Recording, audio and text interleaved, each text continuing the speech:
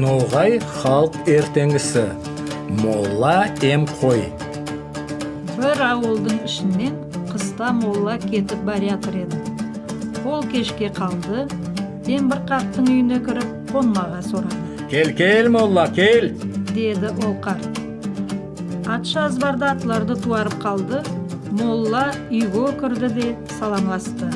Қарт оға: Шешін, молла, шешін! Молла бөрі тонын шешіп баслады. Қарттың үйінде онымен бірге оның бір қойы яшайтаған еді. Қой бөрі тонның иісін естігенде қалтырап, аяқларын жерге соғып баслады. Молла сорайды: Бұл қоймаға бұлай ашылу не қарайды? Қарт: Ол бөрі иісін есткен, соның үшін ол менде дек игі аңшы, бұл қыста 10 бөрі ұслаған. Молла айтады: Сат оны маға, мен саға көп ақша берермен. Қарт: Сатпаға да болар, ама ол маға бек көп хайыр береді. Соның үшін ол баха болар. Молла: Баха болса да ақшадан баха болмас. 1000 мәнет берейім.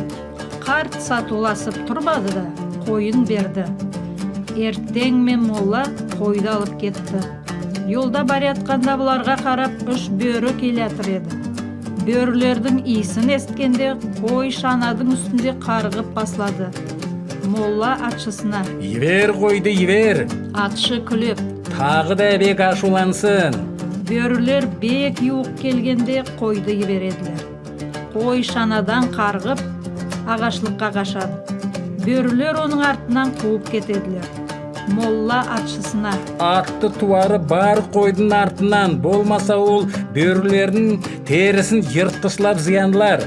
Деп қышқырады. Атшы юырып ағашлыққа барады. Онда қойдың тек сүйекілері ятыр. Қайтып келіп, атшы моллаға: Әрі қой, көтірі жыртқышланған, кенеде бөрілерге берілмеген. Молла ашуланып: Мен саға ерте ебер деп айтқан едім, сен ебермедің. Ол бек ашуланған, сол себептен өзін жыртқышлаған. Дейді ол. Солай етіп, қарт сұғанақ молла алдаған.